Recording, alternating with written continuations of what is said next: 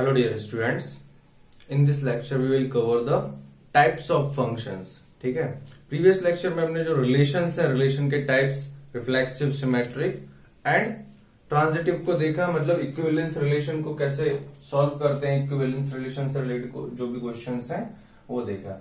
आज हम देखेंगे फंक्शन क्या होता है, मतलब फंक्शन से मतलब टाइप्स ऑफ फंक्शन है, one function, onto function. ठीक है, तो लेकिन यहाँ पर सबसे पहले देखना है फंक्शन ही क्या है, जो फंक्शन का मीनिंग क्या है। तो थोड़ा सा 11th का पार्ट भी कवर अप करूंगा मैं। ठीक है, उसके बाद हम जो बेस्ट क्वेश्चंस देखेंगे।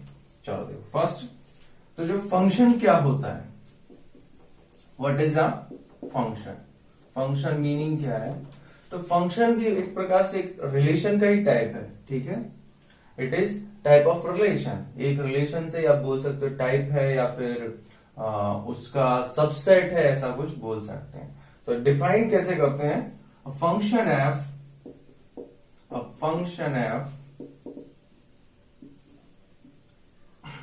On set A is a relation, function f on set A is a relation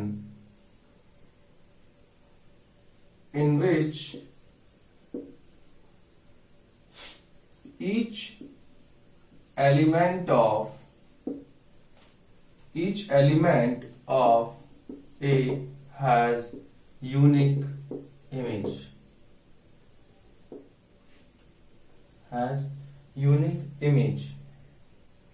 इसका मीनिंग क्या है, यूनिक इमेज होने का मीनिंग ऐसे बोल सकते हैं, जैसे मान लो ये फंक्शन किसी सेट ए पर डिफाइंड है, ए से ए में।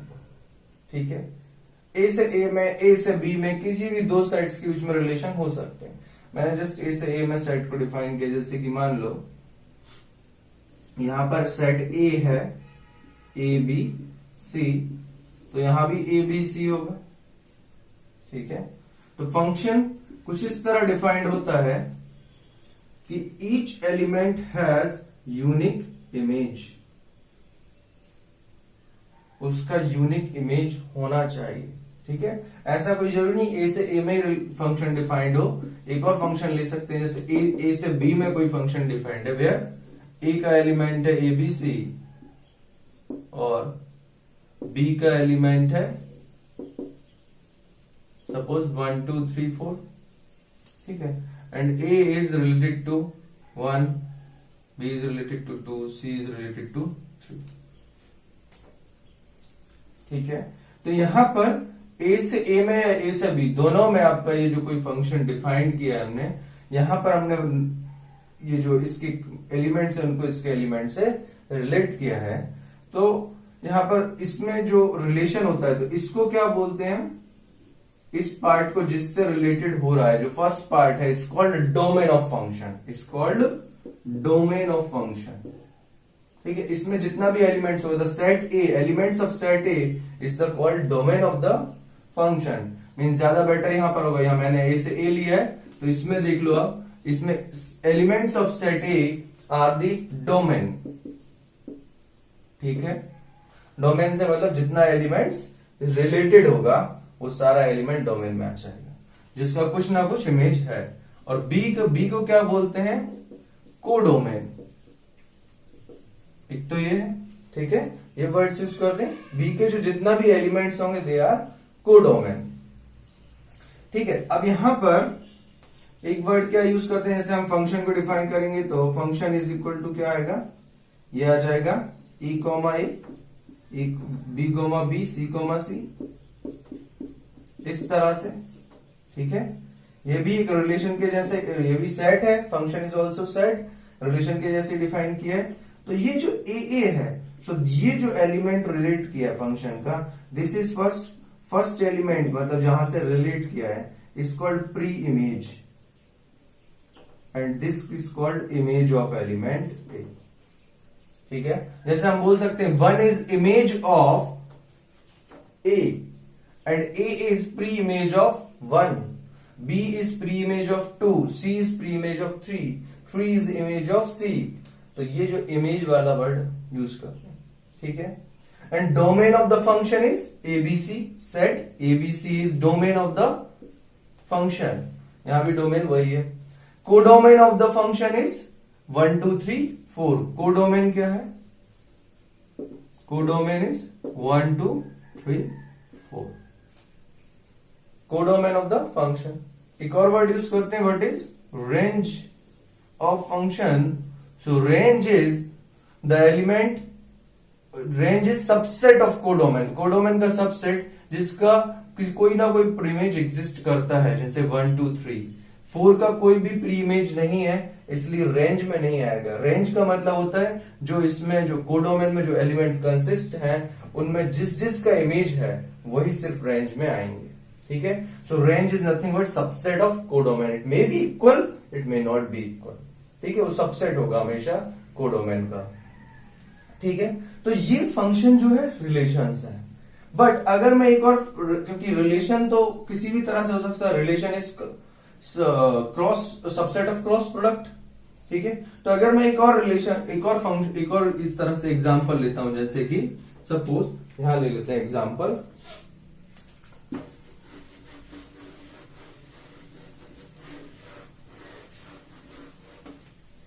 देखो जैसे यहां पर a से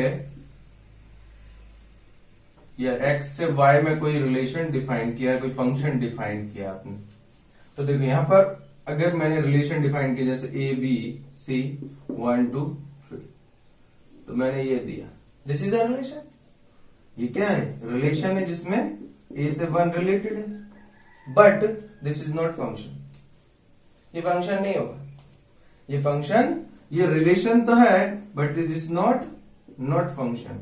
ये फंक्शन नहीं है, ये रिलेशन है बट फंक्शन नहीं है, क्योंकि यहां पर b और c का इमेज तो है ही नहीं। क्योंकि यहां पर जो है each element of a has unique image. अगर फंक्शन a से a में डिफाइंड हो रहा है कोई भी, अब फंक्शन इस तरह से भी लिख सकते हो f a to a, then a का जो इमेज है, सारे एलिमेंट जो होंगे उनका कुछ ना कुछ इमेज बनना चाहिए, कोई खाली नहीं रहना चाहिए, कोई भी खाली नहीं रहना चाहिए, यहां सारे पेयर्स आने चाहिए, ये सारे रिलेटेड होना चाहिए, तभी वो फंक्शन होगा। तो दिस इज नॉट फंक्शन। फिर एक और जैसे केस लेते हैं, ठीक है, सो ये वाला केस, और फॉर एग्जाम्पल अंदर केस,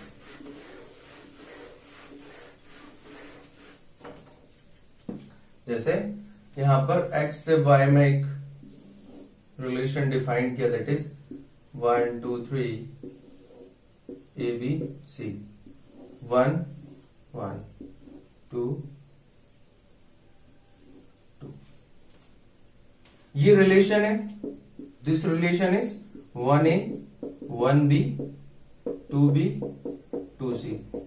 ये भी रिलेशन है, ये भी रिलेशन है। ठीक है, तो यहां पर हम देखें तो डेफिनेशन के अकॉर्डिंग फंक्शन की क्या यूनिक इमेज होना चाहिए, a का इमेज 1, b का इमेज 1, c का इमेज 2।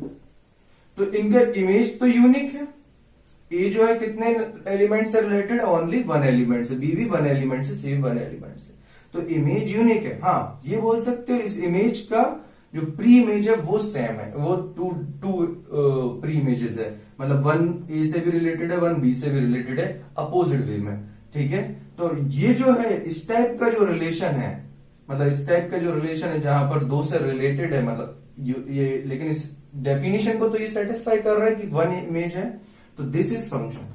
ये फंक्शन है, this is a function. But in this case यहां पर देखें तो 1 की 2 इमेजेस है, 1 a से भी रिलेटेड, 1 b से भी, तो यूनिक इमेज तो नहीं है, 1 इमेज तो नहीं है, 2 इमेज हो रहा है 1 का, 2 का भी ऐसे 2 इमेज हो रहा है। तो अगर एक भी एलिमेंट है जिसका 2 इमेज है तो वो क्या होगा? वो फंक्शन नहीं होगा। ठीक है, ध्यान रखना है कि डोमेन से 2 एलिमेंट्स की सेम इमेज हो सकती है, बट डोमेन के किसी भी एलिमेंट की 2 इमेज नहीं हो सकती है। ठीक है, 2 एलिमेंट की सेम इमेज हो सकती है, बट सिंगल एलिमेंट की 2 इमेज नहीं हो सकती। दिस इज नॉट फंक्शन, ध्यान रखना, दिस इज नॉट फंक्शन। ठीक है, तो फंक्शन तभी होगा जब यहां पर डोमेन में कोई भी एलिमेंट छूटे नहीं, कोई भी एलिमेंट खाली नहीं रहना चाहिए, सारे एलिमेंट्स की इमेज होना चाहिए, और दूसरा उनका यूनिक इमेज होना चाहिए, ठीक है, तभी वो फंक्शन डिफाइंड होंगे।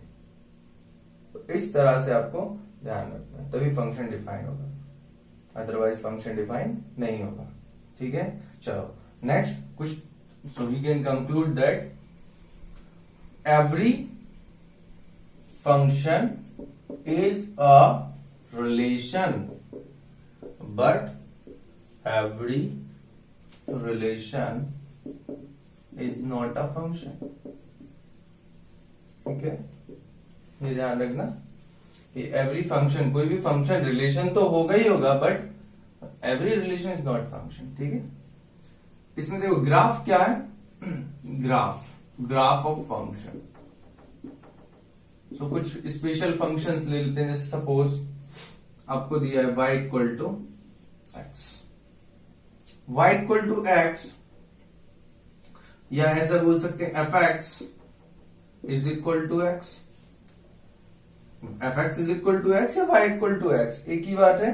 तो यहां पर ये जो फंक्शन है क्या है, आपको मतलब यानी कि एफ एक्स को हमेशा y में कंसिडर करना है, f x, p of x, g of x, h of x, इस तरह से जो पॉलिनोमियल फंक्शन है, ठीक है। तो y इक्वल टू एक्स लिया तो इसका ग्राफ बहुत इजी से आप ड्रॉ कर सकते हैं, ठीक है। It is always a straight line graph passing through origin, ठीक है। So this is your y equal to x graph, ये x एक्सिस, ये y एक्सिस। अब देखो यहां पर अगर आपको बताना है कि डोमेन और रेंज क्या होगा, तो दिखाई भी दे रहा है axis belongs to, x here belongs to all real numbers, minus infinite to plus infinite में कोई भी वैल्यू ले सकता है, 1 पर 1 वैल्यू आएगा, 0 पर 0 वैल्यू, -1 पर -1 वैल्यू, ठीक है। तो इस तरह से क्योंकि y इक्वल टू एक्स है तो x का जो वैल्यू होगा वही y का होगा, तो यहां पर लेकिन ये नंबर लाइन पर डिफाइंड है पूरा माइनस इनफाइनाइट से plus infinite, real number, y is also belongs to real number. So here you can say domain of the function is real number, range of the function is real number, codomain of the function is real number, ठीक है। तो इस तरह से आप बोल सकते हैं। ये ग्राफ तो बहुत आसानी से ड्रॉ हो गया, ठीक है। इस ग्राफ को क्योंकि यहां पर सब इक्वल है, इस ग्राफ को एक और नाम देते हैं, इस फंक्शन को एक और नाम देते हैं, it is called identity function, identity function. यहां पर x का और y का वैल्यू हर एक पॉइंट पर सेम है, ठीक है, ईच पॉइंट पर सेम वैल्यू है x और y का। So this function is also categorised as identity function. इसी तरह से नेक्स्ट है कांस्टेंट फंक्शन। कांस्टेंट फंक्शन का मतलब क्या होगा, तो function f x is equal to some के और y इज इक्वल टू जैसे कोई भी c कांस्टेंट या k कांस्टेंट बोल सकते हो, ठीक है, y equal to k constant where k belongs to any real number. तो इसका ग्राफ कैसा आता है, कुछ इस तरह से, parallel to x axis, y equal to k, ठीक है। x का वैल्यू कहां से, माइनस इनफाइनाइट से प्लस इनफाइनाइट, कुछ भी रख दो, y की वैल्यू तो फिक्स है, जो भी, जैसे y इक्वल टू 2 ले लिया आपने, तो सपोज y इक्वल टू 2 ये है, तो यहां माइनस इनफाइनाइट से प्लस इनफाइनाइट में x की वैल्यू तो कहां से कहां तक बिलोंग करेगी, रियल नंबर से, माइनस इनफाइनाइट से प्लस इनफाइनाइट में कुछ भी ले लो, बट y की वैल्यू फिक्स होगी ईच पॉइंट पर, जैसे ये पॉइंट बोल दिया -1 2, ठीक है। तो इस तरह से कोई भी पॉइंट लोगे 0 0,2 इस लाइन पर, तो this function is constant function क्योंकि वैल्यू फिक्स है, ठीक है। तो ये इसी का टाइप हो गया, स्पेशल केस हो गया, क्योंकि ये आपका है लीनियर इक्वेशन इन 2 वेरिएबल और ये आपका linear equation in 1 variable, direct y equal to constant, ठीक है। थर्ड टाइप, थर्ड फंक्शन आप जैसे कि पैराबोलिक फंक्शन बोल सकते हैं, पैरा क्वाड्रेटिक पॉलिनोमियल का फंक्शन, जैसे आपको दिया f x is equal to ax² plus bx plus c, ठीक है। So that is quadratic polynomial. तो इसके ग्राफ जो आते हैं वो कैसे आते हैं, पैराबोलिक, जैसे कि ये पैराबोलिक ग्राफ्स आएंगे, ठीक है, इसको पैराबोला बोलते हैं, है ना, ठीक है। तो ये यहां पर भी x क्या होगा, रियल नंबर से बिलोंग करेगा, बट y की कुछ रेंज फिक्स हो जाएगी कि ये मिनिमम वैल्यू होगी y की, जो भी होगी ये मिनिमम वैल्यू होगी, it is generally I think -b/2a, but फिर भी आप देख लेना है जो भी वैल्यू होती है जो ग्राफ का, इतना नहीं आएगा आपको यहाँ पर निकालने के लिए, वो 11th का पार्ट है, ये सारा 11th में ये सब किया जाता है। ठीक है, तो अगर अच्छे से करना है तो 11th में जाके 11th का बुक उठा के वहां से करके देखो, नहीं होने से आप कमेंट में डाल दो, हम बता देंगे। ठीक है, देखो यहां पर क्या, बस ये ध्यान रखना, दैट इज ये जो पॉइंट है ये मिनिमम वैल्यू होगा, यहां से लेकर इनफाइनाइट तक कुछ भी वैल्यू हो सकती है y की। ठीक है, मतलब यहां से लेकर इनफाइनाइट तक, क्योंकि y तो वर्टिकल में वेरी करता है और x इधर से, तो x की वैल्यू माइनस इनफाइनाइट से प्लस इनफाइनाइट, इसलिए रियल नंबर। हमेशा जो पॉलिनोमियल होंगे उनका डोमेन तो रियल नंबर ही होगा, बट उसका रेंज जो है वो डिफर कर सकते हैं। चलो ठीक है, चलो नेक्स्ट कुछ और फंक्शंस।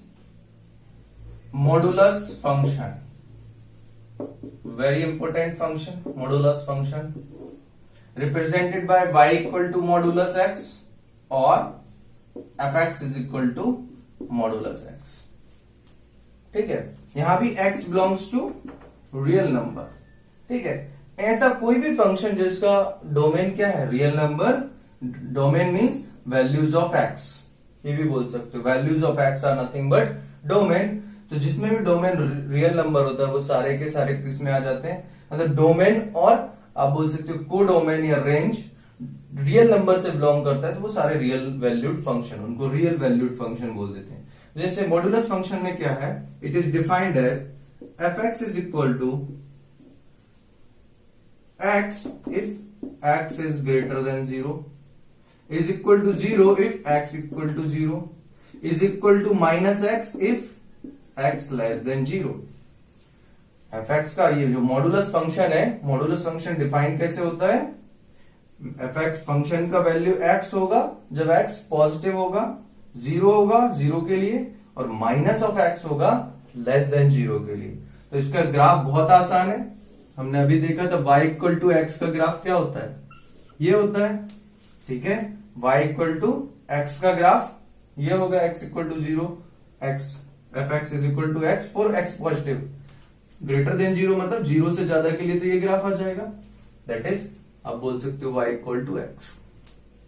देखो 0 के लिए 0 वैल्यू है तो ये आ गया, देन x लेस देन 0 के लिए माइनस एक्स है, तो माइनस एक्स का ग्राफ तो ऐसा होता है।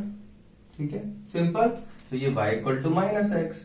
सो ये जो v शेप में ये जो ग्राफ बना है, that is nothing but graph of modulus function. बहुत आसानी से ये डेफिनेशन इसके थ्रू आप आसानी से इसको ड्रॉ कर सकते हैं। अल्टीमेटली मॉडुलस का मीनिंग क्या होता है, it gives always a positive result. Modulus के अंदर कुछ भी हो, नेगेटिव वैल्यू या पॉजिटिव वैल्यू, रिजल्ट क्या होता है हमेशा पॉजिटिव। तो आप जैसे कि मान लो मॉडुलस 2 पूछा तो it is answer is 2, but modulus of -2 पूछा तो इट इज माइनस ऑफ -2 और यू कैन से +2। ठीक है, मैंने ऐसा क्यों लिखा, ताकि आपको समझ में आए कि ये जो मॉडुलस नेगेटिव नंबर है उसका माइनस टाइम्स करेंगे तभी तो वो पॉजिटिव बनेगा, इसीलिए मैंने क्या लिखा है, x अगर नेगेटिव होगा तो रिजल्ट क्या होगा, minus of x. Minus of x means minus of -2 that is +2। Result तो पॉजिटिव आना है, बट ये समझने के लिए कि x यहां पर नेगेटिव दिया है इसलिए -x लिया है, तभी तो वो पॉजिटिव हो पाएगा, बस सिंपल। इसीलिए आप बोल सकते हैं x की वैल्यू कहां, माइनस इनफाइनाइट से प्लस इनफाइनाइट, रियल नंबर में बिलोंग कर रहा है, बट y कहां से कहां तक बिलोंग कर रहा है, 0 से इनफाइनाइट में, तो 0 माइनस इनफाइनाइट से 0 में कुछ भी नहीं है, सारा का सारा खेल कहां पर है, 0 से अबव में। सो y इज 0 टू इनफाइनाइट, ऊपर में तो कितना भी आ सकता है, तो यहां पर रेंज क्या होगा, range is 0 to infinity, but domain is real number. Simple, बहुत आसानी से निकल गया। सो ये है मॉडुलस फंक्शन, बहुत ध्यान रखना है, बहुत काम आएगा आगे। ठीक है, चलो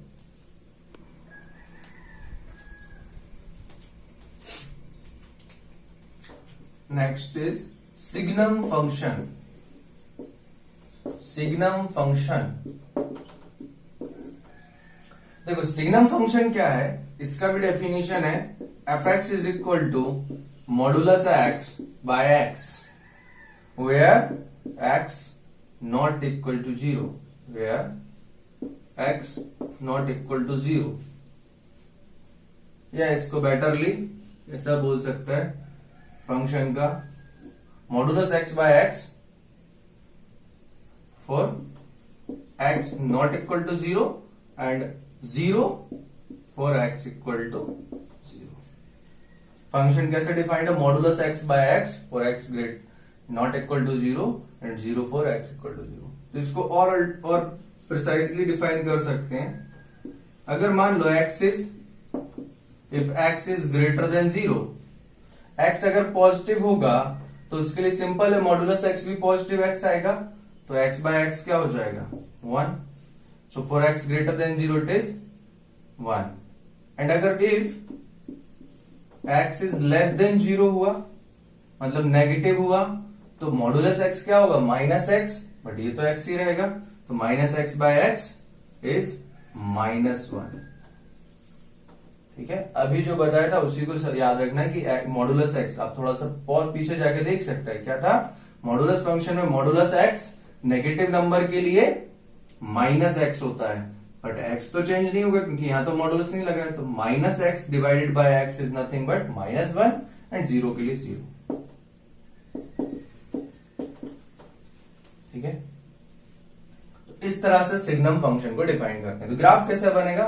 तो ग्राफ बहुत आसानी से बनेगा, बहुत सिंपल से बनेगा कि x 0 के लिए 0 origin, x greater than 0 means, मान लो ग्रेटर देन 0 ये 1 है और ये सपोज -1 है, तो ग्रेटर देन 0 के लिए इस तरह से हमेशा 1 आएगी वैल्यू, तो ये कांस्टेंट फंक्शन के जैसे होगा। और अगर लेस देन 0 तो -1 आनी चाहिए, बाकी और कोई वैल्यू से आपको मतलब ही नहीं। ठीक है, और कोई वैल्यू आएगी नहीं यहां पर। तो सिंपल है, x तो कहां से कहां तक बिलोंग कर रहा है? x belongs to real number, domain is real number, but y is only 1 -1 0 1। y only -0 1 है और कुछ भी नहीं है, इसलिए मैंने यहां पर इस फॉर्म में रिप्रेजेंट किया है कर्ली ब्रैकेट के अंदर। आप ऐसे नहीं लिख सकते हो कि y बिलोंग्स टू -1 to 1, ऐसे जो लिखेगा उसका मीन वो गलत है। ठीक है, क्योंकि इनके बीच वाली वैल्यूज नहीं है, ये इंटरवल्स हैं, क्लोज या ओपन इंटरवल। ठीक है, जैसे y बिलोंग्स टू लिखा है -1 to 1, इसका मतलब होता है -1 से बीच में सारी वैल्यूज एक्सेप्ट -1 एंड 1, क्योंकि मैंने ओपन इंटरवल लगाए। अगर मैं यहां पर क्लोज इंटरवल लगा दूं तो इसका मीनिंग होगा -1 से 1 में इंक्लूडिंग 1 बट एक्सक्लूडिंग -1। ठीक है, उसके बीच में इनफाइनाइट वैल्यूज सारी आ जाएंगी, बट यहां तो ये पर्टिकुलर यही है, इसलिए हमने सेट फॉर्म में दिखाया है इसको। ठीक है, तो ये ध्यान रखना है, ग्राफ को बनाना भी आना चाहिए और ग्राफ से आपको डोमेन या रेंज भी लिखना आना चाहिए। ठीक है, चलो नेक्स्ट देखते हैं। Next function is greatest integer function. Greatest integer function, देखो रिप्रेजेंटेशन इसका ऐसा होता है, f(x) is equal to greatest integer function. ठीक है, इस तरह से इसको रिप्रेजेंट करते हैं। अब यहां पर इसको डिफाइन करने की जगह मैं इसका ग्राफ ले रहा हूं, जैसे ग्राफ दिखाता हूं तो उससे आपको लिखना है ग्राफ से। अभी तक हमने ग्राफ देख लिया, ग्राफ कितने टाइप्स का होता है, तो इसका ग्राफ कुछ इस तरह से आता है। इट ऑलवेज रिजल्ट्स एन, नाम जैसा ग्रेटेस्ट इंटीजर फंक्शन, तो इसका रिजल्ट हमेशा होगा एक इंटीजर। ठीक है, इसका रिजल्ट हमेशा आएगा एक इंटीजर। ठीक है, तो 0 से 1, 0 से 1 में ग्राफ जो होगा 0 पर क्लोज, 1 पर ओपन इंटरवल। उसके बाद 1 से 2 में 1 पर क्लोज, 2 पर ओपन, 2 से 3 में 1 पर क्लोज, 3 पर ओपन। लाइक सीढ़ी, सीढ़ी बोल सकता है या स्टेयरकेस जैसा होता है ये, इस तरह से ये चलते जाएगा। ठीक है, और यहां पर -1 से 1 के बीच में कोई वैल्यू है तो इस तरह से। ठीक है, -2 से -1 ओपन इंटरवल, -3 से -2। ठीक है, तो ये इस तरह से स्टेयर के जैसा इसका ग्राफ बनता है। तो इससे आपको समझ में आ गया होगा कि x तो क्या होगा, x is and belongs to real number but y is always integer, y is always an integer. Integer value ही होगा, y का जो वैल्यू रेंज जो होगा वो क्या होगा, एक इंटीजर ही होगा। जैसे 0 से 1 के बीच में इनफाइनाइट वैल्यूज है, फ्रैक्शन वैल्यूज, लेकिन उसका जैसे 1 point for example f x is equal to, अगर दिया आपको 0.5 एक्स का वैल्यू, तो इसका ग्रेटेस्ट इंटीजर वैल्यू तो 0 ही होगा, ठीक है। या आपको दिया है ग्रेटेस्ट इंटीजर ऑफ 1.5, 1.5, 1.7, 1.2 व्हाटएवर, तो इसका ग्रेटेस्ट इंटीजर वैल्यू तो 1 ही होगा, ठीक है। ये देखो 1 से 2 में जितना भी वैल्यूज है उन सबका वैल्यू क्या है, 1 ही है, कांस्टेंट है, ठीक है। y का वैल्यू कांस्टेंट है, x का वैल्यू कुछ भी, x का वैल्यू चेंज हो रहा है लेकिन y का वैल्यू चेंज नहीं हो रहा है। ऐसे ही -1 से 0 के बीच में कोई भी x की वैल्यू कुछ भी हो बट y की वैल्यू -1 ही रहेगी, ठीक है। तो अगर आपको ऐसा दिया है -1.5, तो ये क्या होगा, -2। इसकी ग्रेटेस्ट इंटीजर वैल्यू -2, -1 से -2 के बीच में कोई वैल्यू है तो -2 आंसर है। सो ये ग्रेटेस्ट इंटीजर का ग्राफ है इस तरह से, ठीक है। तो ये भी बहुत अच्छे से याद रखना, ग्रेटेस्ट इंटीजर फंक्शन, ठीक है। Next function is fractional part function, fractional part function, ठीक है। फ्रैक्शनल पार्ट फंक्शन, तो फ्रैक्शनल पार्ट फंक्शन को हम इस तरह से दिखाते हैं, f x is equal to, ठीक है, फ्रैक्शनल पार्ट। तो नाम में क्या है, फ्रैक्शन, तो फ्रैक्शनल पार्ट का जो ग्राफ आता है, ग्राफ से देखो किस तरह का होता है। सो इट इज जैसे 0, 1, 2, 3, 4, 5, -1, -2, -3, -4, 1। So इसका graph, fraction is always, fraction is some part of whole, तो फ्रैक्शन हमेशा 0 से 1 के बीच में ही होता है, इसलिए इसका फंक्शन आए, इसका ग्राफ ऐसा है, ठीक है। 1 से 2 के बीच में अगर कोई वैल्यू होती है तो उसका ग्राफ ऐसे आएगा, ठीक है, इस तरह से, इस तरह से इसका ग्राफ आता है।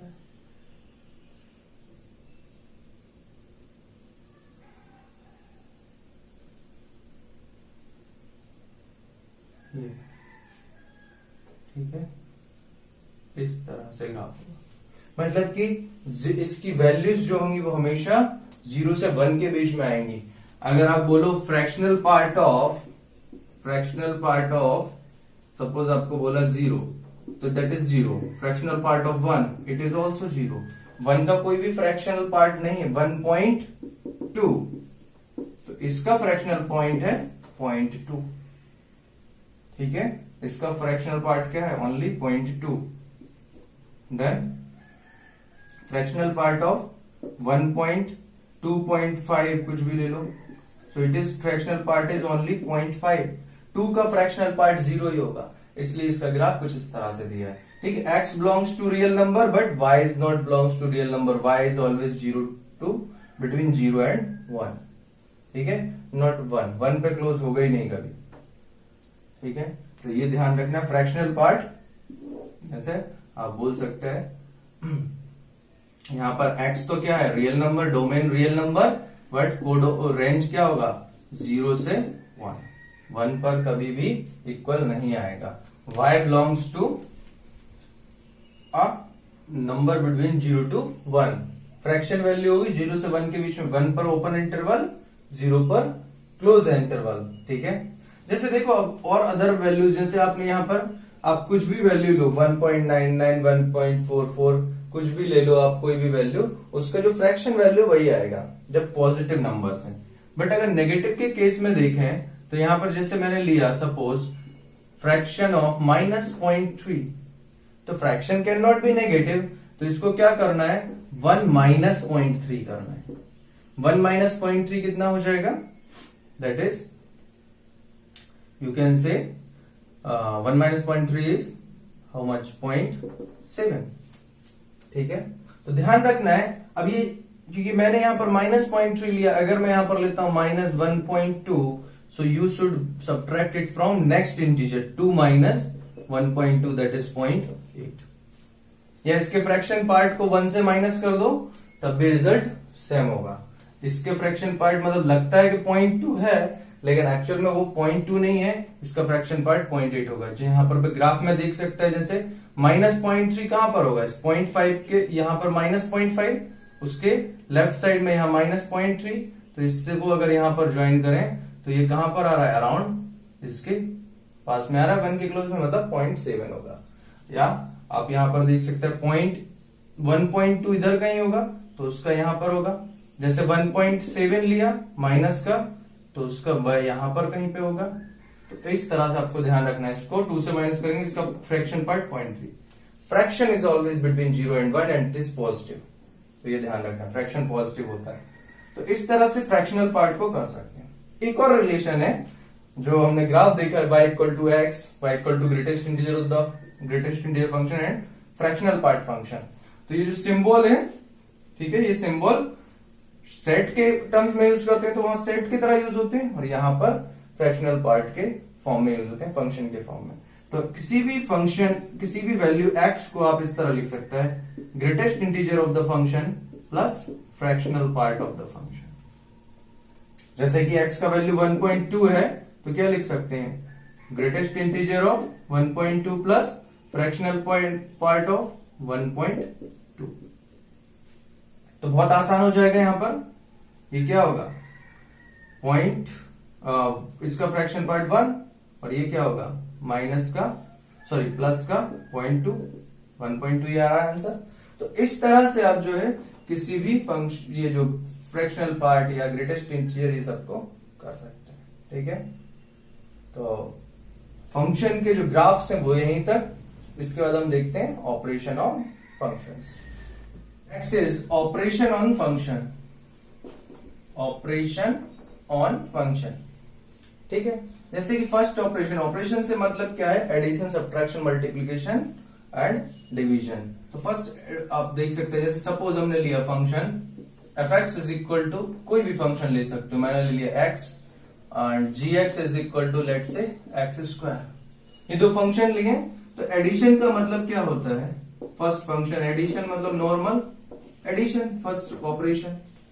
तो क्या है, सिंपल f(x) प्लस gx, यही आपका एडिशन है। तो जो रिजल्ट आएगा, जैसे कि एग्जांपल लिया है, तो x प्लस x², सो ये नया फंक्शन हो जाएगा, दैट इज एडिशन फंक्शन जो होगा, new function x plus x², ठीक है। इसी तरह से सेकंड अगर मैंने जैसे लिया, सपोज सब्ट्रैक्शन बोलता हूं, सब्ट्रैक्शन का मतलब क्या होगा, simple f(x) minus gx, x minus x²। अगर gx माइनस f(x) किया है तो x² माइनस x हो जाएगा, बहुत सिंपल है ऑपरेशन।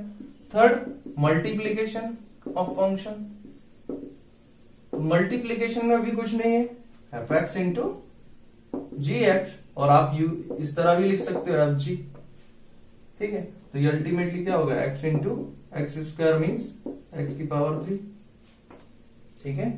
सेम पावर ऐड हो जाएंगे मल्टीप्लीकेशन में। नेक्स्ट इज फोर्थ, जैसे आपको, तो यहां पर ध्यान रखना है डिवीजन फंक्शन में, बस ये होगा क्या, f(x) बाय gx। तो यहां ध्यान क्या रखना है, gx not equal to 0, because denominator can not be 0। Denominator 0 नहीं होता है फ्रैक्शन पार्ट में, ये ध्यान रखना है, डिनोमिनेटर को 0 नहीं रखना है, नॉट डिफाइंड होता है वो।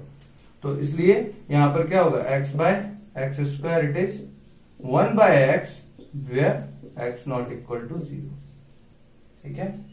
तो x अपॉन x², एक x से x कैंसिल हो जाएगा, 1 बाय x। तो इस तरह से आप जो है ऑपरेशंस को समझ सकते हैं।